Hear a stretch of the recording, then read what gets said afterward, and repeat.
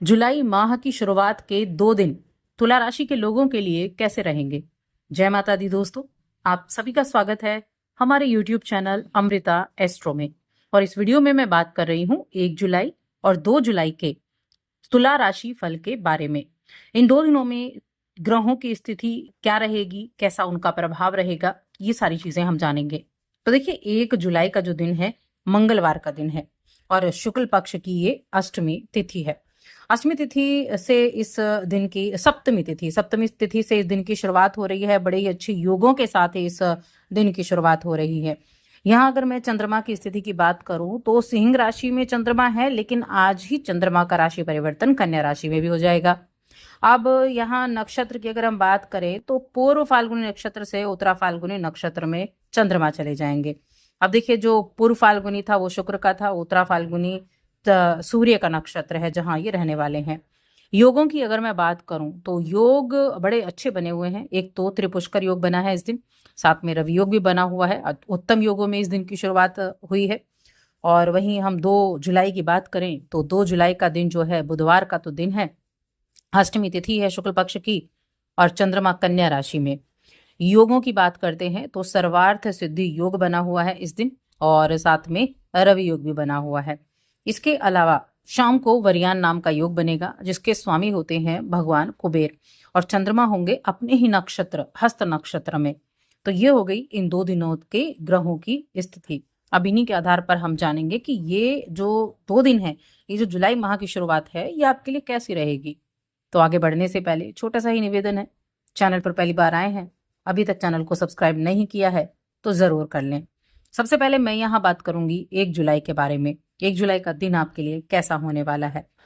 तो देखिए, सिंह राशि में चंद्रमा है, यानी कि आपके 11वें भाव में चंद्रमा विराजमान है। त्रिग्रह योग भी बना रहे हैं चंद्रमा वहां, मंगल और साथ में गुरु बृहस्पति के साथ मिलकर। आपकी राशि के स्वामी का भी राशि परिवर्तन हो चुका है आपके अष्टम भाव में।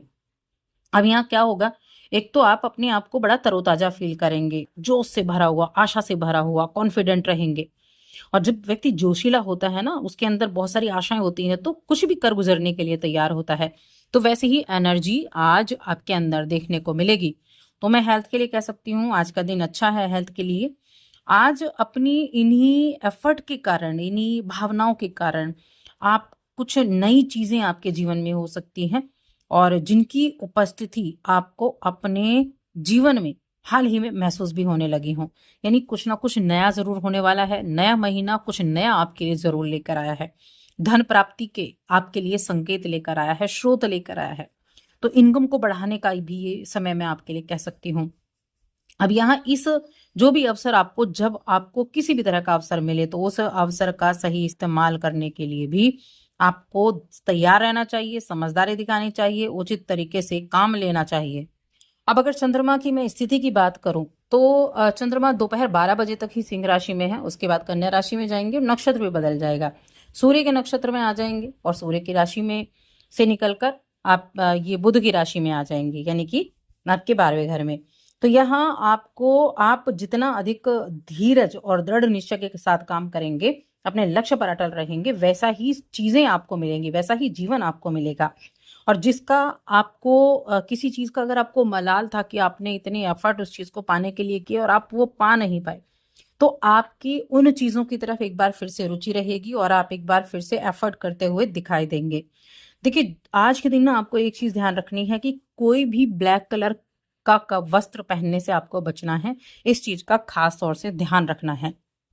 इसके अलावा योगों की बात करते हैं, त्रिपुष्कर योग बना हुआ है, रवि योग बना हुआ है और इन योगों में आपके जो कार्य हैं वो सफलतापूर्वक होंगे। आपकी राशि के स्वामी अष्टम में है तो वो कहीं ना कहीं आपकी हेल्थ को तो इम्प्रूव कर ही रहे हैं, साथ में अचानक से लाभ की उम्मीदें भी बना रहे हैं कि अचानक से लाभ की उम्मीदें भी आपके जीवन में इस समय अवधि में बन सकती हैं।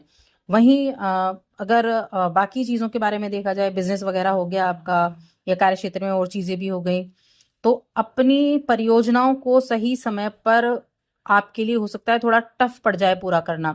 तो ऐसे में आप अगर किसी की सहायता लेना चाहते हैं तो जरूर लें, क्योंकि जब आप किसी की हेल्प लेंगे तो उस हेल्प से आप कामों को अपने को पूरा कर पाएंगे। थोड़े खर्चे दोपहर बाद आपको होते हुए दिख सकते हैं कि थोड़े बहुत खर्चे आपके हो जाएं, लेकिन खर्चे होने के बावजूद भी आपके लिए स्थिति फिर भी अच्छी रहेगी। आप घूमने फिरने के शौकीन रहेंगे। आप ससुराल पक्ष में थोड़ा सा ध्यान रखें और साथ में संतान के लेकर थोड़ा सा मन में रह सकता है, उनकी एजुकेशन को लेकर रह सकता है, संतान की से जुड़ी हुई कुछ चीज़ों को लेकर मन में चिंता रह सकती है, ऐसी चीज़ें भी रहेंगी।